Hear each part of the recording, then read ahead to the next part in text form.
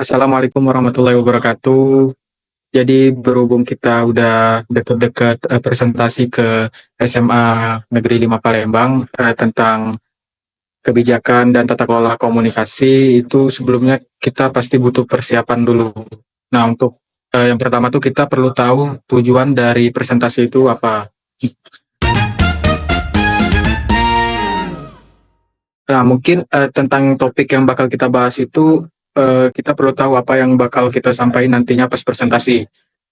Kalau saran dari aku nih, dari apa yang aku udah analisis, mungkin yang pertama itu bisa proses komunikasi dalam konteks IT, terus 7C untuk komunikasi yang efektif, itu meliputi completeness, consistency, consideration, concreteness, courtesy, clearness, dan correctness. Terus ada paling sama tipe-tipe komunikasi yang verbal sama non-verbal. Nah, mungkin dari teman-teman sekalian ada yang punya saran lain yang bisa kita sampaikan terpas presentasi di SMA. Kalau saran dari aku sih kita juga nyampein terkait gaya-gaya komunikasi, yaitu DIX, yaitu gaya komunikasi dominance, influence, steadiness, dan compliance. Terus kita juga bisa nyampein kebijakan-kebijakan tentang tata kelola dan kebijakan dalam komunikasi. Terus juga kita harus nyampein pentingnya umpan balik atau feedback dalam komunikasi. Kalau dari aku sih itu aja. Oke, makasih Livia. Mungkin dari teman-teman yang lain masih ada lagi nggak? Kalau nggak ada, mungkin kita bisa lanjut aja kali ya. Eh, yang selanjutnya itu mungkin kita perlu tahu apa yang kira-kira audiens itu bakal dapeti atau audiens itu pengen dapetin pas presentasi. Ini mungkin dari kalian ada nggak sih yang punya saran tentang ini yang bakal audiens dapetin ntar? Boleh dong? Izin masuk. Mungkin tentang pemahaman tentang komunikasi efektif dalam organisasi IT. Terus juga ada kayak pengetahuan tentang proses komunikasi terstruktur itu dari penerimaan permintaan sampai ke implementasinya. Nah, terus kemampuan untuk menerapkan 7C dalam komunikasi. Terus mungkin pemahaman tentang berbagai gaya komunikasi dan kapan waktu yang tepat untuk menggunakannya. Sama mungkin yang terakhir kalau menurut aku itu pentingnya tata kelola komunikasi dalam organisasi. Mungkin itu aja sih kalau menurut aku. Oke, itu boleh banget kali ya buat dimasukin ntar. Teman-teman sekalian ada saran lain nggak? Kalau nggak ada, mungkin kita bisa lanjut aja ke poin ketiga mungkin yang bakal kita bahas di tujuan ini. Yang ketiga tuh mungkin perubahan atau hasil apa sih yang pengen kita harapin setelah presentasi selesai. Itu mungkin lebih ke outputnya, apa yang bakal mereka dapetin setelah presentasi ini selesai. Nah, mungkin kalau dari aku nih, itu adanya peningkatan produktivitas melalui komunikasi yang lebih efektif, terus adanya minimalisasi kesalahpahaman dalam komunikasi, sama terciptanya budaya yang mendukung inovasi dan kolaborasi. Nah, gimana nih? Ada dari kalian lagi nggak saran gitu? Atau pendapat? Boleh dong? Oke, aku izin masuk ya.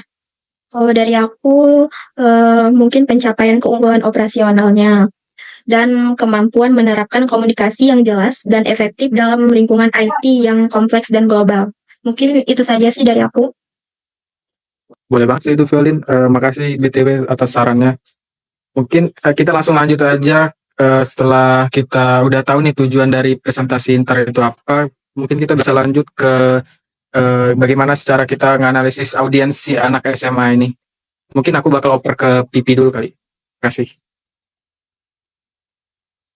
Oke, izin masuk. Jadi mungkin di sini untuk kita bisa memahami audiens kita. Jadi di sini kan audiens kita itu siswa-siswa SMA ya. Jadi yang pasti yang mereka perlu memahami itu yaitu dasar-dasar komunikasi.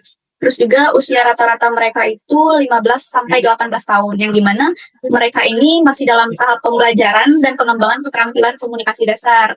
Terus juga mereka ini tuh memiliki latar belakang, mereka ini memiliki pemahaman dasar mengenai komunikasi dari interaksi sehari-hari, yang dimana juga sudah familiar dengan komunikasi digital seperti media sosial, seperti yang ditunjukkan di PDF dengan adanya referensi sosial media. Terus juga mereka ini pastinya belum memiliki pengalaman profesional dalam komunikasi organisasi. Terus juga pastinya mereka ini memiliki kebutuhan komunikasi, terutama dalam konteks akademis dan juga sosial. Lalu, adapun mungkin yang mereka butuhkan, jadi ada seperti pemahaman dasar mengenai proses komunikasi yang bisa diterapkan di sekolah. sama seperti yang dikatakan oleh Dava sebelumnya, yaitu pemahaman dasar tentang proses komunikasi, yaitu pengetahuan tentang 7C atau 7C, yang dimana komunikasi efektif dalam bahasa yang lebih sederhana. Sama yang seperti yang dikatakan Dava, yaitu ada completeness, ada conciseness, ada consideration, ada concreteness, ada courtesy, ada clearness, ada correctness. Nah, mungkin itu aja. Terus ada yang mau nambahin nggak ini? Mungkin dari yang lain. Oke, aku izin masuk ya. Mungkin aku mau nambahin dikit. Menurut aku yang mereka butuhin itu ada juga kayak pemahaman tentang komunikasi verbal dan non-verbal yang relevan dengan kehidupan sehari-hari mereka. Terus juga ada kayak pengenalan berbagai gaya komunikasi yang bisa membantu mereka untuk dalam berinteraksi. Mungkin itu aja dari aku. Oke. Mungkin selanjutnya kita juga harus tahu apa sih, bagaimana sih tingkat pemahaman mereka mengenai topik kita, yaitu mungkin kayak pemahaman dasar, yaitu sudah memahami konsep dasar komunikasi sehari-hari. Terus juga kayak familiar dengan komunikasi digital dan media sosial, seperti memahami pentingnya feedback dalam komunikasi. Oke, mungkin selanjutnya ada yang mau menambahkan?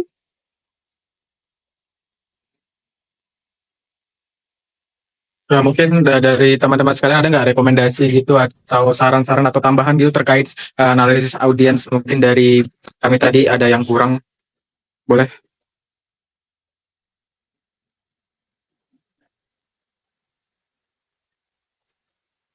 Oke, izin di sini saya ada beberapa rekomendasi penyesuaian. Yang pertama itu gimana kalau kita berikan contoh yang relevan dengan kehidupan yang ada di sekolah. Terus kita bisa gunakan media yang menarik dan interaktif. Lalu juga kita bisa sertakan latihan praktik yang komunikasi. Kemudian kita juga bisa berikan contoh-contoh yang konkret dari media sosial yang mereka gunakan. Sekian, terima kasih.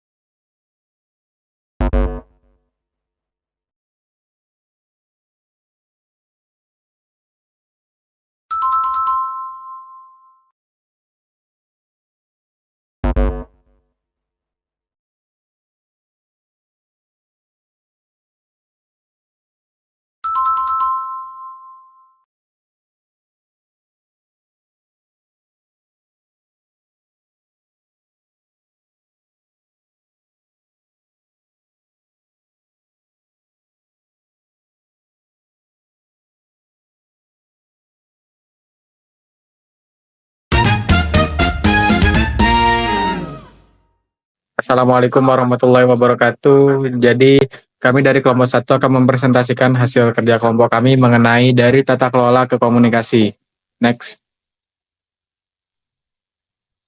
Nah, apa aja yang bakal kami bahas hari ini? Yang pertama itu ada introduction, yang kedua itu ada tata kelola dan kebijakan komunikasi, yang ketiga ada proses komunikasi, yang keempat ada 7C untuk komunikasi yang efektif, kemudian ada tipe komunikasi, kemudian ada gaya komunikasi, ada umpan balik atau feedback, terakhir kesimpulan. Next. Mungkin buat introduction akan dijelasin oleh Imam. Pada Imam saya persilahkan. Baik, jadi introduction ini adalah komunikasi proses pertukaran informasi antara pengirim dan penerima.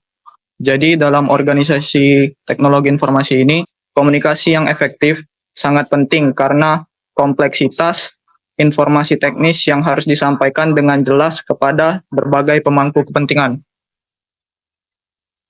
Lanjut untuk ke bagian tata kelola dan kebijakan komunikasi akan dijelaskan oleh Leiden. Pada Leiden saya persilahkan. Oke, selanjutnya governance and communication atau kebijakan tata kelola dan komunikasi. Yang pertama itu ada governance atau tata kelola, di mana landasan untuk memastikan bahwa semua komunikasi itu harus konsisten, efektif, dan sesuai dengan tujuan organisasi. Lalu yang kedua itu ada important aspect of communication policy atau aspek penting kebijakan komunikasi, di mana komunikasi internal dan eksternal media sosial, keamanan informasi, dan manajemen krisis. Lalu yang ketiga itu ada example of communication policy, di mana tentang prosedur eskalasi masalah atau standar dokumentasi beserta protokol rapat dan lainnya. Oke, terima kasih kepada Laidan. Untuk selanjutnya, proses komunikasi akan dijelaskan oleh Pipi. Kepada Pipi, saya persilahkan. Oke, adapun proses communication. Jadi di sini adapun contoh proses komunikasi dalam IT support. Yang pertama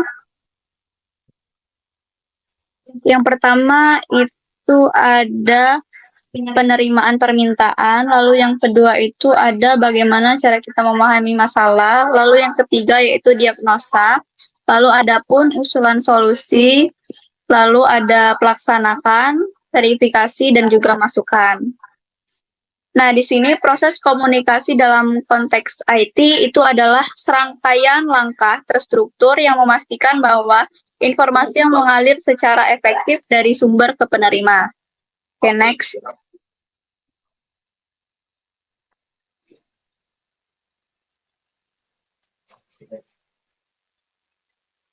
Oke, selanjutnya itu mengenai 7 Cs untuk komunikasi yang efektif, itu akan dijelaskan oleh Rian. Pada Rian, saya persilahkan. Oke, selanjutnya di sini ada komunikasi yang efektif. Di sini ada 7. Yang pertama itu completeness atau kelengkapan, yaitu kita harus sampaikan informasi lengkap agar pesan mudah dipahami dan tidak menimbulkan kebingungan. Kedua itu ada conciseness atau keringkasan, yaitu gunakan kata-kata yang singkat dan langsung tanpa mengurangi makna. Ketiga, consideration atau pertimbangan, yaitu perhatikan kebutuhan dan sudut pandang penerima pesan.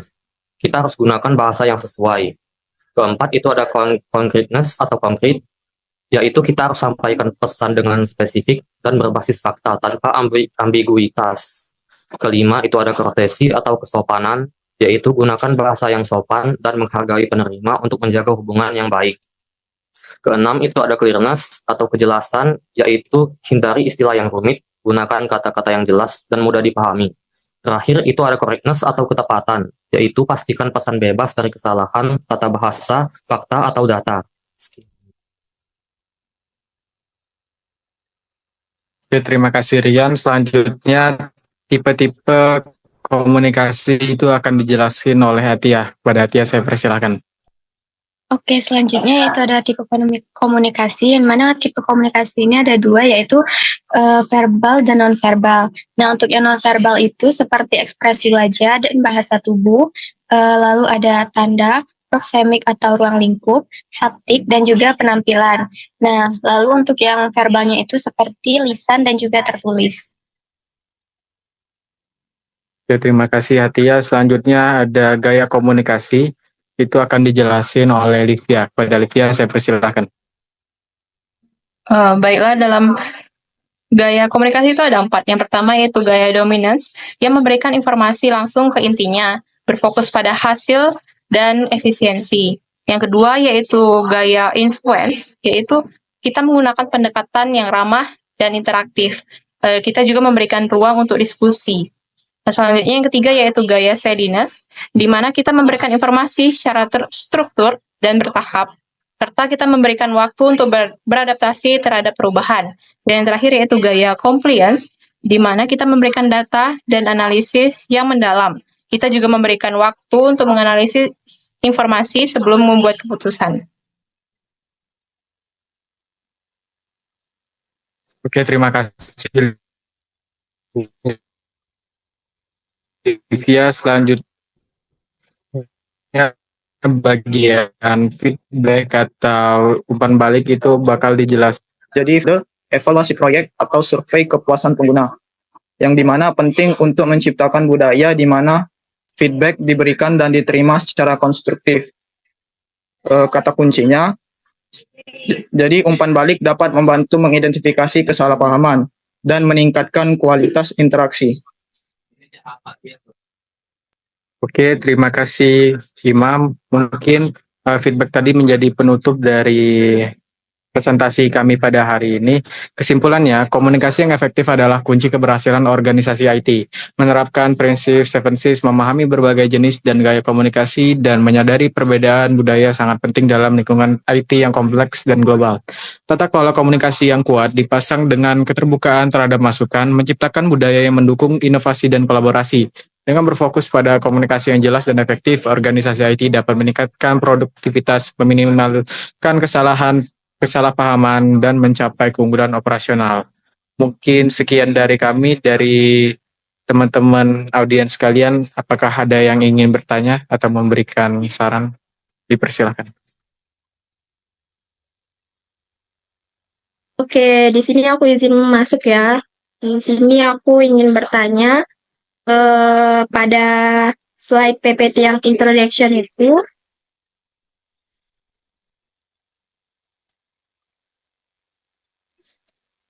Nah, bagaimana cara menangani kompleksitas informasi teknis agar dapat disampaikan dengan jelas kepada stakeholder yang memiliki latar belakang pengetahuan yang berbeda-beda?